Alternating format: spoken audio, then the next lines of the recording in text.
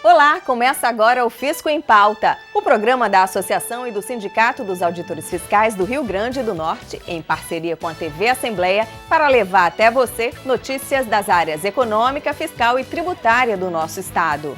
No programa de hoje, você vai acompanhar o debate em torno do projeto de lei complementar 257 que tramita na Câmara Federal e trata dos ajustes fiscais no serviço público. Nossa equipe foi apurar também as novas regras para recebimento do PIS 2016. Saiba quem tem direito. Na matéria sobre IPVA, vamos saber como estão os novos parcelamentos vigentes desde fevereiro e como evitar a cobrança em dívida ativa. A nova parceria do Fisco Estadual com a TV Assembleia que resultou neste programa.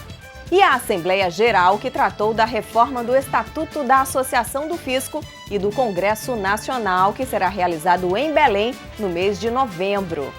Tudo isso e muito mais, o Fisco em Pauta está no ar.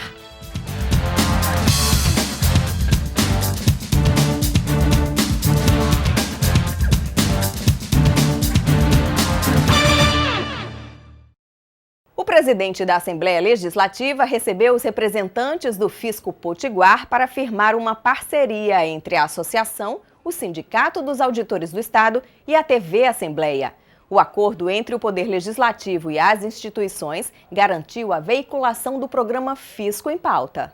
O presidente da Assembleia Legislativa recebeu em seu gabinete representantes do Sindifern, o Sindicato dos Auditores Fiscais do Estado, que vieram propor a inserção do programa TV Fisco na grade da TV Assembleia. Esse é um programa voltado que a gente trabalha muito na área da matérias relacionadas à economia do Estado e à tributação também, áreas de interesse de toda a sociedade como um todo, né? Vamos dizer assim, assuntos ligados à educação fiscal, arrecadação, nota fiscal eletrônica, temas que envolvem interesse de toda a coletividade. Também participaram do encontro o diretor da TV Assembleia, Bruno Giovanni, e o deputado Albert Dixon, que ressaltou a importância de um programa sobre educação fiscal para o nosso telespectador. Hoje, no primeiro mundo, é comum a educação fiscal, o Brasil está encaminhando para isso, para realmente a pessoa valorizar a questão. Quando você está comprando um produto, saber que lá está pagando imposto e esse imposto vai ser transferido para a educação, para a saúde, para a infraestrutura. Então, a população, muitas vezes, nasce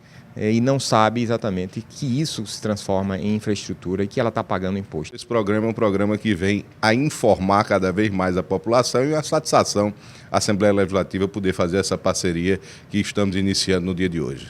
2016 está sendo um ano de mudanças no IPVA. Entre elas, a facilidade no parcelamento, que passou de 3 para 5 vezes. Alteração também na forma como os débitos são enviados para a dívida ativa. O Imposto sobre a Propriedade de Veículos Automotores, o IPVA, possui uma relevante contribuição para o desenvolvimento social. Esse imposto é de origem estadual e 50% de toda a sua arrecadação é repassado ao município de emplacamento do veículo. E além de melhorias nas vias públicas, o recolhimento deste imposto contribui para que os municípios invistam em diversas áreas sociais, tais como saúde, mobilidade urbana e segurança. Desde março, os proprietários de veículos automotores devem estar atentos ao calendário de pagamento do IPVA. Isso porque o Fisco Potiguar alerta para algumas mudanças que entraram em vigor desde fevereiro deste ano. As principais giram em torno do sistema de cobranças do referido imposto, que foram feitas a fim de melhorar a agilidade e a regularização destes débitos fiscais. De 2005 a 2015, a frota de veículos do Rio Grande do Norte aumentou 172%. Enquanto nesse mesmo período, a população do estado cresceu 14,5%. A análise é um resultado de um estudo do setor de estatística do Detran do Rio Grande do Norte. O departamento também nos apontou que em 2015 a capital tinha um veículo para apenas 2 pessoas. Já em 2005, essa proporção era de um veículo para cada 4 pessoas. As mudanças foi justamente o caso de justiça fiscal, o Estado entendeu isso, capacidade contributiva dos contribuintes, além de um movimento nacional de tentando minimizar como a economia do Estado está em todo o país, né? Então, uma forma foi essa política fiscal de justiça, fiscal em relação à capacidade contributiva dos contribuintes. De acordo com o subdiretor, as mudanças são a contribuição conjunta da Secretaria de Tributação e da Procuradoria Fiscal da Dívida Ativa. a fim de proporcionar um maior incremento na arrecadação própria, para a superação do atual momento que o Estado atravessa. E só neste primeiro semestre já foram superados um montante de 184 milhões em arrecadação. Um dado interessante é que dessa fraude de 1.200.000 tributáveis, nossa inadimplência, a inadimplência do IPVA, está menor que 10%. Isso é interessante e verificamos essa característica do povo potiguar como bom pagador, cumpridor das suas obrigações tributárias, O governo federal mudou as regras para recebimento do PIS e a alteração já está valendo. Vamos ver qual o impacto dessa nova regulamentação para o trabalhador. Sabe quais foram as mudanças do PIS 2016? Não estou sabendo. Não sei não. Não, do PIS não. A senhora sabe quais foram as mudanças no PIS deste ano? Sei não. O pagamento do Programa de Integração Social, o PIS, conhecido por muitos trabalhadores brasileiros, sofreu novas mudanças. As regras foram publicadas pelo governo federal em maio de 2014 e passaram a vigorar desde fevereiro de 2015. Mas essas novas regras não afetaram o calendário de 2015, mas acertaram em cheio o calendário do PIS de 2016. As mudanças aprovadas através da Lei 13.134/2015 implicam desde ajustes fiscais realizados pelo governo a alterações nas datas e valores recebidos pelos beneficiários. A principal mudança no PIS foi com relação ao pagamento do abono, que será de acordo com a proporcionalidade dos meses trabalhados. E também o governo, desde o calendário ano 2015, ele estendeu o pagamento que antes ocorria de julho a outubro, para de julho a junho do ano seguinte. Para sacar o benefício, o trabalhador precisa estar cadastrado no Programa de Integração Social, o PIS, há pelo menos 5 anos, além de exercer atividade por pelo menos 30 dias consecutivos, receber remuneração média mensal de até 2 salários mínimos e o envio da Relação Anual de Informações Sociais, o RAIS, com informações dos trabalhadores pelo Ministério do Trabalho no prazo estabelecido em lei. Segundo o Ministério do Trabalho, 1,2 milhão de trabalhadores deixaram de sacar o abono do PIS. Dessa forma, o governo editou a resolução Codefat 771 de 2015, agora dia 1º de julho, estendendo esse prazo até o dia 31 de agosto. Confira o calendário do PIS 2016. O recurso ficará à disposição do trabalhador até 30 de junho de 2017 e varia de acordo com o mês de aniversário do beneficiário.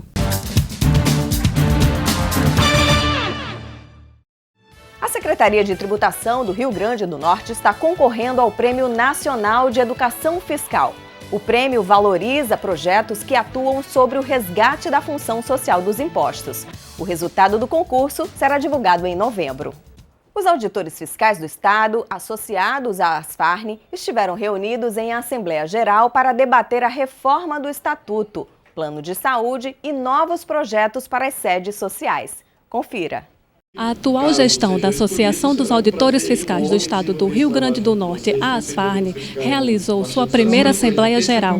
Na ocasião, estão sendo discutidos assuntos importantes, entre eles planos de saúde, reformas do Estatuto e melhoria nas sedes. De acordo com o diretor de saúde da Asfarne, hoje a entidade possui 821 titulares, entre associados, efetivos, contribuintes remidos e honorários. Desses titulares, 436 associados possuem o plano de saúde, o que representa 1.284 pessoas contando com os seus dependentes. Nós decidimos em assembleia que para a gente dar continuidade para a manutenção desse plano, a gente precisa ter condições de honrar esse compromisso junto às redes de assistência, ou seja, a Unimed e a Mil. E para a gente honrar esse compromisso, a gente não pode continuar com esse inadimplemento, com esse pessoal devendo ao plano. Então nós decidimos pela exclusão daqueles que estão em débito com o plano, a partir de todas as medidas judiciais e medidas de cobrança que estamos adotando desde já. Para que a Asfarne seja cada vez mais transparente, democrática e participativa, a diretoria da associação resolveu realizar algumas atualizações no estatuto da entidade, a fim de atender os anseios dos associados, conforme nos relata o presidente do Conselho Deliberativo. Nós estamos pretendendo atualizar esse estatuto, que é a carta magna da associação, que rege as regras, os direitos e os deveres dos associados para com a entidade, e queremos deixá-lo mais moderno, mais transparente, e que todos os associados possam conhecer quais as regras que estão lá e também participarem de forma mais efetiva do dia a dia da entidade com essas novas regras aprovadas. Na Assembleia também foram apresentadas novas propostas de convênios firmados com a entidade, bem como apresentações de projetos arquitetônicos para as sedes da ASFARN. O primeiro passo é esse, com relação à Ponta do Morcego. Macaíba, muita coisa já foi feita em Macaíba nesses últimos meses. Falta pouca coisa e já vamos partir para a execução de eventos. Fizemos agora o nosso São João, já foram firmados convênios com o Manoa Parque, tanto para a hospedagem como para o day use. Firmamos convênios com o Hotel Termas, também nas duas modalidades de hospedagem e day use. Estamos firmando convênio com o Hotel Garbos, Natal e Mossoró, provavelmente com 2 hotéis em Ponta Negra, na via costeira, certo? Estamos prestes já a fechar esses convênios. Isso com relação a lazer. Com relação à saúde, são os mesmos que já temos, podendo ser ampliados. Para ter acesso a mais informações sobre as deliberações, acesse o site da ASFARN, www.asfarn.com.br. O assunto agora é o 17º Congresso Nacional do Fisco Estadual e Distrital, o CONAFISCO. A expectativa é que o evento reúna na cidade de Belém, no Pará, cerca de 1.000 congressistas entre os dias 27 de novembro e 1º de dezembro. E para nos contar um pouco sobre este importante evento do Fisco Estadual Brasileiro, estamos aqui com o diretor de comunicação do Sindifern, Edilson Júnior. Diretor, qual a importância deste evento para a categoria Fisco? Esse é o maior evento do Fisco brasileiro, estadual brasileiro. Na verdade, é o grande encontro de todos os autores fiscais do Brasil, capitaneado pela nossa federação FENAFISCO, onde são discutidos os grandes temas ligados aos servidores públicos e à administração tributária de uma forma geral. É nessa oportunidade também, desse grande encontro, onde é realizada a eleição a cada 3 anos da nossa federação. Então, além das discussões dos temas relevantes relativos à administração tributária e aos autores fiscais, também é realizada a eleição da nova diretoria da FENAFISCO. E qual a importância do tema escolhido para a categoria? O tema proposto para esse congresso, relativo ao combate à sonegação fiscal, é muito importante. Hoje nós temos a informação que a sonegação fiscal desvia dos cofres públicos mais de 500 bilhões de reais, o que traz grandes prejuízos para toda a sociedade. Então esse é um tema que tem que estar sempre em discussão.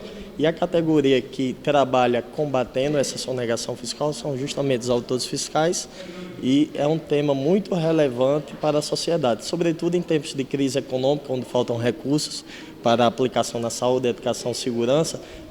O combate à sonegação deve ser um tema extremamente debatido pela sociedade e combatido pelos autores fiscais. E como o Sindifern está se preparando para participar deste evento? O Sindifern sempre participa de todas as edições como membro da FENAFISCO, associado e filiado à nossa federação estadual. Nós temos, para a eleição da nova diretoria da FENAFISCO, 7 delegados que participam da votação. Temos mais a presidência, que é o chefe da nossa delegação, e estamos convidando todos os demais colegas para levar o maior número de colegas para participar desse evento. Então essa é uma oportunidade, aproveito a oportunidade de convidar todos os colegas autores fiscais, aposentados, pensionistas, de procurarem o Sindifern para participarem desse ano, desse CONAFISCO em Belém do Pará, em novembro. Então estamos fazendo toda uma organização, divulgação do hotel e de passagens aéreas. Nós sempre incentivamos isso, através até de concessão de um auxílio financeiro para a participação dos colegas. Então convidamos todos a participar desse grande evento do Fisco brasileiro, do fisco estadual brasileiro. Representantes dos poderes legislativo, executivo e judiciário e mais o Tribunal de Contas e Ministério Público se reuniram esta semana em Natal para discutir alternativas ao projeto de lei complementar 257. Ele prevê uma série de medidas de ajustes fiscais no serviço público em todo o Brasil. O Ministério Público Estadual propôs uma reunião nesta segunda-feira com representantes dos poderes executivo, legislativo e judiciário do Estado para apresentar aos deputados federais potiguares as preocupações dos órgãos públicos com um projeto de lei complementar, o famoso PLP 257. É o projeto de lei que trata do endividamento dos estados, mas que traz em seu bojo algumas medidas de ajuste que não conseguirão ser comportadas pelas instituições. A ideia hoje é a de a gente alertar a nossa bancada federal aqui, e o mesmo está sendo feito em outros estados, para que faça ajustes nesse projeto de lei. Nós não somos contra a racionalização no serviço público, nós não somos contra enxugamentos necessários, mas a dose que está vindo, ela é muito pesada, as instituições não vão conseguir suportar. O que vai acontecer é que a própria sociedade é quem vai pagar esse preço. De acordo com o Procurador-Geral, no Ministério Público Estadual, o limite para gastos com pessoal é de 2%. No entanto, a instituição extrapola em 0,04%. Assembleia Legislativa e Tribunal de Justiça, que também estão além do permitido, tentam equilibrar suas contas, mas temem pelo pior. Se esse PLP for aprovado, nós vamos ter no primeiro quadrimestre do próximo ano uma exoneração de 404 pessoas de carga em comissão. E assim mesmo, no segundo quadrimestre, 808. Então nós teríamos um corte de mais de 1.200 pessoas. Numa hora de recessão, é uma recessão grave, pesada. Para o Tribunal de Justiça é inviável, porque a lei de responsabilidade fiscal fixa em 6% o gasto com o pessoal. E aí nós não teríamos como absorver dentro desse percentual os inativos, os pensionistas e os terceirizados. E a lei prevê incorporar isso num relativo pequeno espaço de tempo. O governador Robson Faria pondera a situação, porque acredita que os estados precisem sim de um reequilíbrio fiscal, mas que ao mesmo tempo a população necessita do servidor público trabalhando para ter acesso aos serviços básicos. São coisas que nenhum estado vai poder cumprir. É muito bom você ter um controle de gasto para o limite prudencial, para você segurar o padrão fiscal do Estado, mas também temos que ter o que pode ser realmente colocado na prática. No Congresso Nacional não se fala em outra coisa, principalmente entre os parlamentares de estados menores e de menor arrecadação, como é o caso do Rio Grande do Norte. É importante cada estado fazer a sua reunião, até porque o Rio Grande do Norte tem a sua particularidade, que é diferente de São Paulo, por exemplo, que tem uma grande dívida. Existe hoje uma preocupação no nosso estado, né, com os poderes, como existe também nos outros estados, uma preocupação também nacional. É um apelo do governo federal, do ministro Henrique Meirelles. E eu acredito que essa reunião foi importante para que nós, na volta a Brasília, consigamos resolver esse impasse, chegar num acordo. Após essa reunião, a expectativa é de que a bancada federal do Rio Grande do Norte consiga se articular com os colegas lá em Brasília para rever o projeto. O presidente da Câmara, Rodrigo Maia, já anunciou que vai ser a primeira votação de agosto.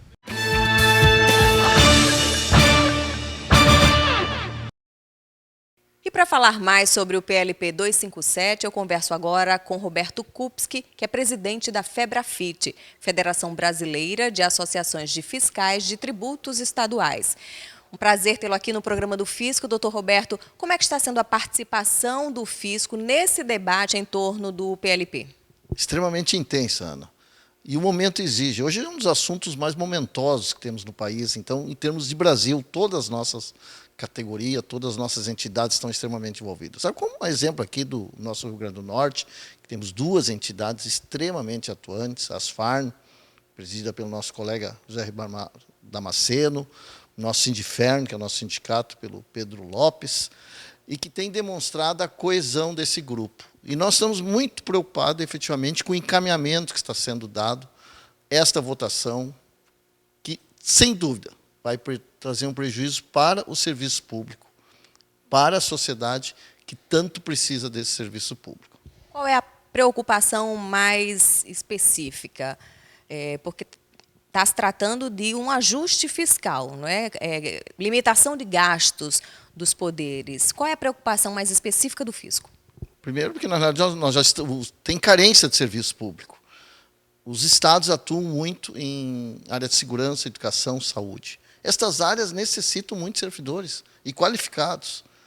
Em troca de um ajuste de uma dívida dos estados, que nós entendemos que já está paga, mesmo o Rio Grande do Norte, que é um estado que tem uma dívida negociada de valor bem reduzido em relação aos outros estados, como São Paulo, Rio de Janeiro, Rio Grande do Sul, só para dar um exemplo, só para dar os números aqui do Rio Grande do Norte. O Rio Grande do Norte ele financiou, lá em 98, 99, 178 milhões. Ao longo desses anos, até 2015, ele já pagou 511 milhões. E ainda deve 264. Bom, 264 dá menos do que uma arrecadação aqui do Rio Grande do Norte num mês. Mas, com certeza, ajudaria muito. E a outra grande preocupação que nós temos, Ana, é a centralização que está havendo na União. E a perda do poder por parte dos estados e das assembleias legislativas. Isso é uma coisa muito séria, porque, na realidade, está sendo comandado desde o Congresso Nacional. Se aprovado esse PLP 257, como está hoje, é um esvaziamento. Não há mais por que se manter assembleias legislativas, vão ter, quem sabe, um governador do estado. Porque está sendo comandado totalmente. Como é que nós vamos dizer que uma área de uma determinada atuação, vamos dizer, no Rio Grande do Norte, na área da saúde, educação, ou outra mesmo, de assistência social, não pode ter concurso, não pode ter preenchimento de quadros de pessoal.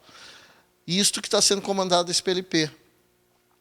Um exemplo outro específico, bem próprio. Diz a Constituição Federal, no seu artigo 149, parágrafo 1º, que a contribuição previdenciária dos servidores estaduais ela não pode ser menor do que a da União. A União paga 11% hoje, servidor público. Da União paga 11% de contribuição previdenciária. Bom, esse PLP está dizendo que é 14%. Mas aí qual é a decisão da Assembleia que ela pode tomar se isso é uma competência prevista na Constituição Federal, na Constituição Estadual, que é da Assembleia Legislativa que vai fixar aquela contribuição. Aí vem um projeto de lei complementar e passa por cima da Constituição Federal, passa por cima da Constituição Estadual. Então, este outro aspecto, acho que de força política, e isso nós entendemos, e por isso fico satisfeito, aqui está no programa Fisco em Pauta, aqui na Assembleia Legislativa desse Estado, para conclamar, acho que precisa um movimento forte das nossas Assembleias Legislativas contra, inclusive, esse projeto de lei. Porque, em termos da dívida, para o Rio Grande do Norte não está resolvendo nada. E tirando esta força e, quem sabe, trazendo mais dificuldade para a sociedade, eu digo, o que menos tem na sociedade é o que mais precisa desse serviço público. A única opção seria a não aprovação do projeto ou tem alguma outra alternativa para modificar o projeto que está em tramitação? Eu acho que, nesse momento, o ideal seria desmembrar tudo que tiver relativo a serviço público e servidores. Isso não é defesa corporativa. Isso é defesa, o bom corporativismo aqui, nós estamos fazendo uma defesa da sociedade. E resolver só a questão da dívida dos estados. Acho que isso seria o melhor. É um projeto complexo que não está passando por nenhuma comissão dentro da Câmara Federal, quer dizer, que mexe em questão financeira, mexe em questão de previdência, e não passa por uma comissão da Câmara Federal, vai direto para o plenário com regime de urgência. Então, por isso que acho que nós entendemos que a solução é resolve a questão da dívida, desmembra todo o restante e joga para as comissões para um debate, para até que as Assembleias Legislativas possam fazer junto esse debate no Congresso Nacional. Acho que esta seria a solução ideal para este momento. Doutor Roberto, e este não é o único projeto em tramitação que trata de ajuste fiscal, não é? Tem também um projeto de emenda complementar, uma PEC, a 241, que também trata de congelamento de gastos do serviço público. Como é que também está o debate em torno dessa PEC? Essa também é uma preocupação que estamos querendo colocar na Constituição um limite de gasto público. Olha, a nossa Constituição já tem bastante detalhes, mas colocar que por 20 anos não poderá crescer o serviço, quem sabe o gasto público, mas e as necessidades da sociedade? Como é que vai ficar? Então vamos botar dentro da Constituição, ela também está com pressa de ser aprovada dentro do Congresso Nacional, o ministro da Fazenda, inclusive, tem dito que é fundamental, se não vai haver necessidade de aumentar impostos, se não aprovar esse... Acho que é um jogo que não poderia ser feito. Eu digo esse exemplo assim, de 20 anos não crescer gastos, ou que nem o PLP, que não permite contratação. Pois a área da receita que nós temos nos nossos auditores fiscais pelos estados, como aqui tem feito um esforço, ajudou a crescer a arrecadação própria aqui do estado, o nosso grupo aqui, assim como em todos os estados. Como é que você vai prever que não vai ter um ingresso de auditor? Mas para quem nós vamos favorecer, se nós não tiver aquele que busca a receita para que todos os poderes cumpram o seu papel? Então, este é um detalhe importante que o PLP também está vedando, que ele permite suprir vagas na saúde, educação e segurança, para as vagas criadas a partir de agora, não para os quadros vagos, e na área da receita, como é que vai buscar esse recurso para que o Estado cumpra e atender, inclusive, essas áreas? Então, nos preocupa muito, inclusive, também essa PEC, que é uma proposta de emenda à Constituição, que procura limitar os gastos sem um maior debate, se aprovada efetivamente a toque de caixa. Isto nunca é bom em termos de Congresso Nacional. Agora, o país enfrenta uma situação econômica bem difícil e o governo alega que, se não conseguir aprovar esses projetos, vai ter aumento de impostos. Como é que o senhor vê essa questão aí de aumento de impostos nesse momento? Muito ruim. Apesar que eu entendo que a carga tributária não é excessiva, porque o Brasil precisa ter de prestação de serviço, mas aumentar mais, ainda possivelmente vão pagar os mesmos. O que nós poderíamos, quem sabe, essas renúncias fiscais que nós temos, renúncias de receita pública através de benefícios, por que esses projetos que estão falando tanto da área da despesa, tanto pelo IP como a PEC, não tratam um pouco da receita? Por que não dizem, então, vamos também eliminar por 20 anos as renúncias fiscais que estão sendo feitas no Brasil? Que são um montante enorme. A busca da cobrança dos devedores que discutem, já lançado o tributo, discute indefinidamente, administrativamente, tem o direito, e judicialmente, e passam anos e anos sem pagar aquele imposto lançado para esperar um refis que venha favorecer o mal pagador. Esses projetos não tratam dessa questão.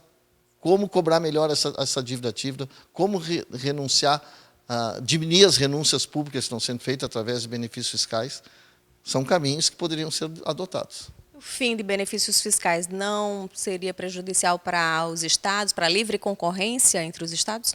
O ICMS é um imposto que deveria ser neutro, ele não deveria ser objeto de renúncia para definir, vamos dizer, um investimento. Ele deveria ter a garantia de investimento num plano de desenvolvimento regional que a União não tem, infelizmente. Isso é um papel da União que disciplina a política econômica no Brasil, e o ICMS ele deveria ser neutro, ele não deveria ser o objeto para decidir. E, infelizmente, cada estado hoje tem que fazer uma guerra fiscal, mas, como o Brasil, nós estamos abrindo mão de receita para a sociedade como um todo.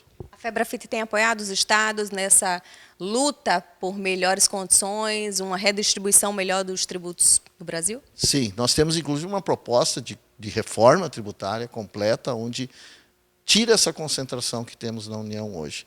Veja só, em 1988 nós tivemos uma Constituição aprovada que deixou a União em torno de 55% da receita e os outros 45% entre União, estados e municípios. Pois hoje nós já estamos com mais de 70% na União, concentrada essa receita, em detrimento, com certeza, dos estados e municípios, que cada vez mais têm as suas necessidades para atender a população. É fundamental que se reveja o factorativo, mas se veja efetivamente, com o olhar de que nós temos que dar melhores condições para os estados e os municípios cumprir o seu papel. Ok, doutor Roberto, eu agradeço a participação aqui no programa do Fisco. Boa sorte, sucesso aí na luta de vocês. Muito obrigado, e é muito importante nós termos um espaço como esse, Fisco em Pauta, através da nossa ASFARN, do nosso Sindifern, para divulgar esse trabalho que nós fazemos, não é só de defesa corporativa, é efetivamente consciência da importância da nossa atividade para o Estado e para a sociedade. Muito obrigada. E por hoje é só, o Fisco em Pauta fica por aqui. Você também pode acompanhar na internet o nosso programa pelo site da ASFARN, www.asfarn.com.br, ou pelo site do Sindifern, www.sindifern.org.br. Eu encontro você no próximo programa.